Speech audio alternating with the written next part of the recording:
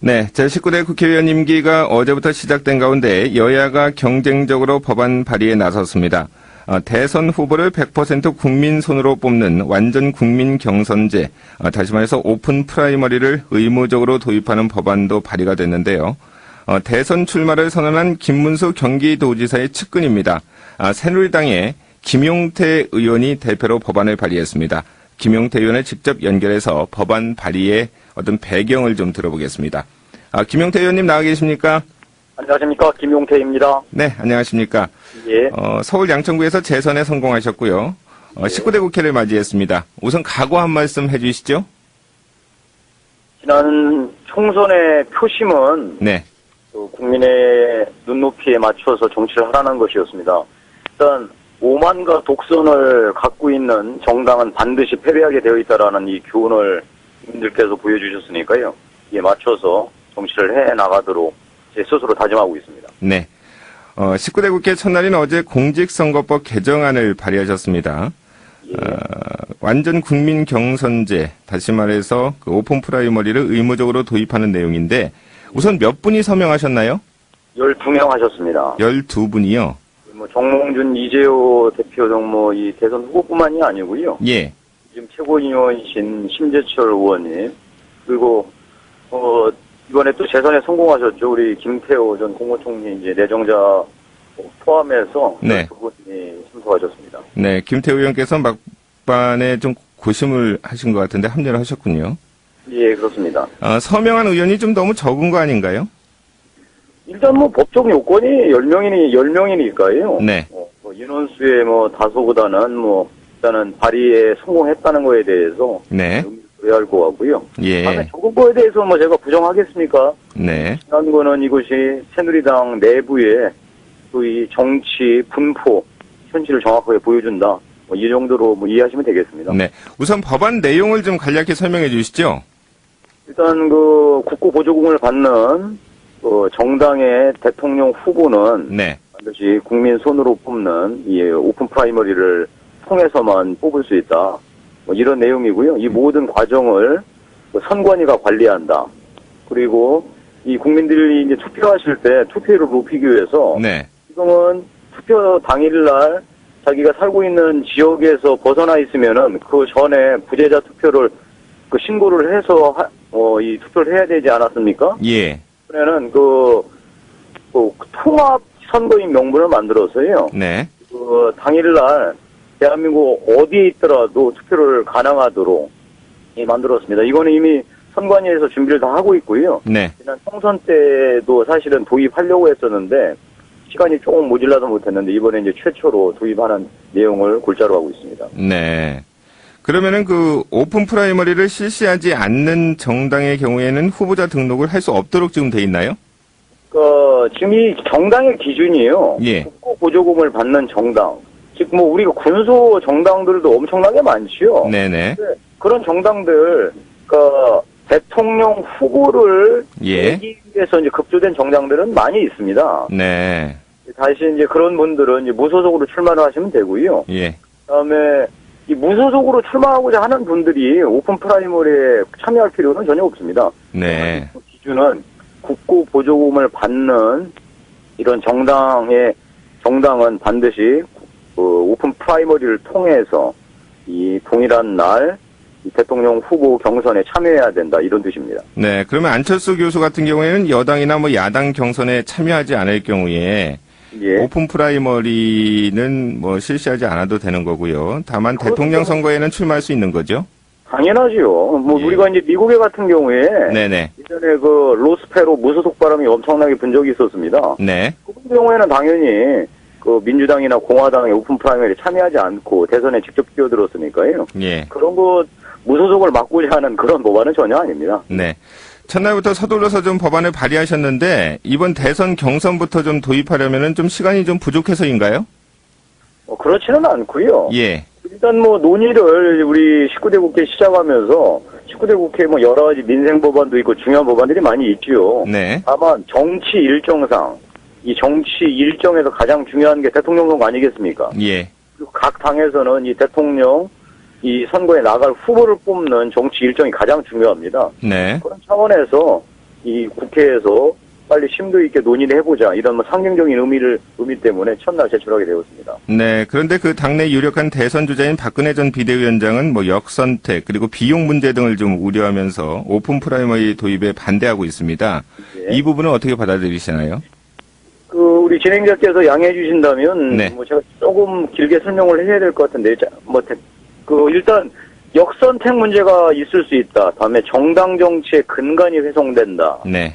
그리고 현행 제도로도 충분히 국민의 뜻을 반영할 수 있는데 네. 그걸 도입할 필요가 있겠느냐. 이게 크게 세 가지가 완전국민 경선제 반대 논리거든요. 네. 반론만 좀 핵심적으로 말씀을 해주시죠. 알겠습니다. 예, 예. 역선택은 예. 동일한 날 여야가 시행을 하면은 원천적으로 봉쇄됩니다. 네. 역선택 문제를 자꾸만 얘기하는 것은 핑계에 불과합니다. 예. 두 번째, 정당 정치의 근간이 훼손된다는 말도 말이 안 되는데요. 현대 정치의 이 정당의 개념이 완전히 바뀌고 있습니다. 네. 지금 이제 입당 원서를 낸 당원이 정당의 근간이 아니고요. 그 정당의 가치와 이념에 동의하는 사람들, 국민들 전체죠. 네. 다만 그분들이 의사를 표출해야 되는데 바로 대통령 후보 같은 중요한 공직후보 선출 과정에 참여하는 것.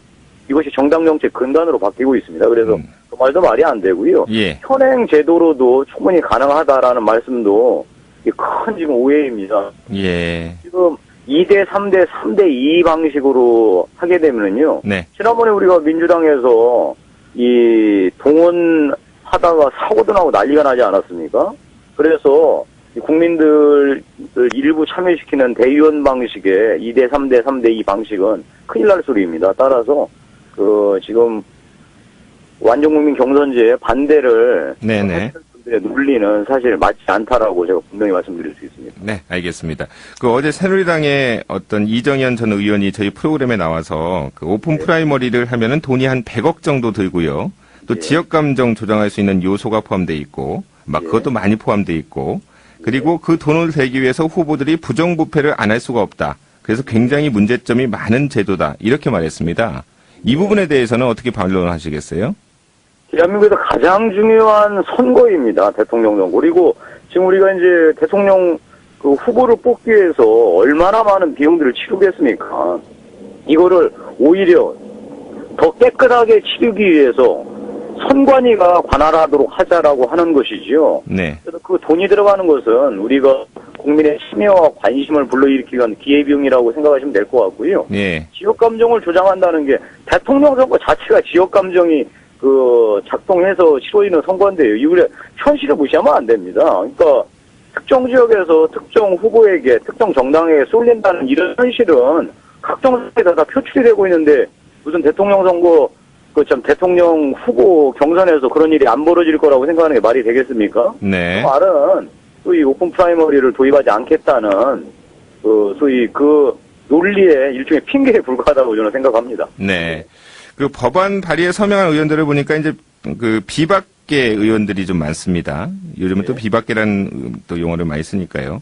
네. 법안 통과 가능성 어떻게 내다보시나요? 일단 여야의 이제 분포를 보시자면요. 예. 대통령 지금 이제 선거에 나가겠다는 이제 잠재적인 후보들이 있지 않습니까? 네. 일단 우리 새누리당에서 박근혜 대표를 빼고 나머지는 다 찬성하십니다.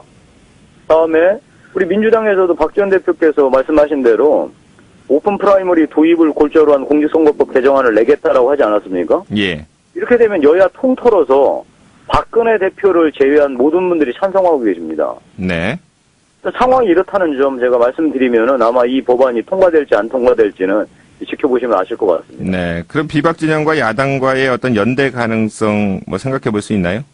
연대라기보다는 국민의 뜻이 이제 표출되지 않겠습니까? 예. 오픈 프라이머리를 도입하는 게 맞다라고 하는 뜻이 표출된다면 우리 박근혜 대표 및 박근혜 대표 일종의 친박이라고 제가 말씀드릴 수 있는데 네. 그분들께서도 생각을 바꾸지 않을까 싶습니다. 네. 지금 여야 의석 비율을 고려하면은 비박계와 야당이 합하면 이제 친박계보다는 수적으로는 좀 우위에 있는 그런 상태인데, 물론 이제 이런 합의가 있다고 하더라도 선거 관련 룰은 여야 합의가 있어야 되는 거 아닙니까? 합의 없이는 변경하기가 힘들죠. 합의 없이 변경하기는 어렵죠. 다만 예. 국민의 뜻이 어디 있는지가 분명해진다면 국민의 뜻이 어디 있는지 분명해진다면은 네. 이에 동의하지 않는 정치 세력이 과연 살아남을 수 있겠습니까? 저는 그 점에 주목하고 있습니다. 네. 우리 김용태 의원께서는 그 김문수 경기도지사의 측근으로 좀 잘 알려져 계신데요.